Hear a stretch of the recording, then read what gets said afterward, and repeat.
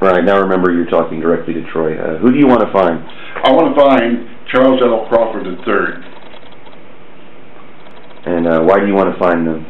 Well, we met in 1962, and he was my lab partner at electronics training at Keesler Air Force Base, Mississippi. And then later on, we both went to Japan at the same time and were roommates and co-workers for 2 years. So I knew him for a total of almost exactly 3 years. He was very instrumental in my early upbringing because he taught me what it meant to actually have a real true soulmate of a friend. We were so close together that we were actually essentially soulmates, and were inseparable for about 3 years. And I grew up in a very rough neighborhood, and I have no childhood friends whatsoever, and I really miss Charles. We were really, really close. And how did you become separated? Well, we were 21 when we came back from Japan in 1965, and we had it in our heads that our paths were going in separate ways. He was going to Hamilton Air Force Base in California, and I was going to go to Richmond Air Force Base in Michigan. And we just kind of felt that our paths were never ever going to cross again, and we foolishly just decided in our youth that we didn't want to just exchange Christmas cards. We kind of felt that would be the pattern of our lives, that we would go off our separate ways and annually exchange Christmas cards. And we were so close that seemed to be just a hollow gesture, so we basically severed our relationship right then as we returned to the United States. How long have you been looking? Well, I've been looking for him for I've been thinking of looking at him for at least 20 years. Actively looking for the last 10.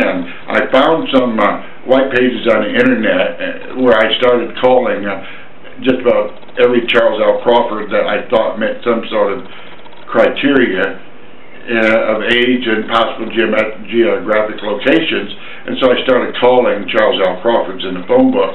Now, Charles L. Crawford the third didn't actually help a whole lot, and the search was actually very fruitless, just cold calling people throughout the country. I met some interesting people, but in terms of aiding in my search, it went absolutely nowhere whatsoever. And what other means have you tried? I thought about hiring a private detective. There was a private detective sitting out in my driveway one day, actually at the end of my house one day, and I didn't know who they were, so I rapped on the window, and it turned out it was a lady detective who was surveilling somebody in the neighborhood, and I asked for her business card if she would actually find people, and so I asked for her business card and gave her my name and number, but she never called me back. And how do you feel this could change your life? Change my life? Probably in the sense that it would provide some sort of closure or some sort of full circle. As I said, I have no childhood friends. He's the closest I have to a childhood friend, and his absence has been a recurrent theme in my life, that my thoughts keep going back to that part of my life over and over again throughout the years, and has always regretted the severing of our contact. And if you could tell this person one thing now, what would you want them to know?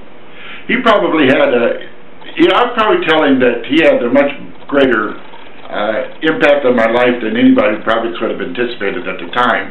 I was shy and introverted, and he was very outgoing and very popular, and for some reason we seemed to click together mentally.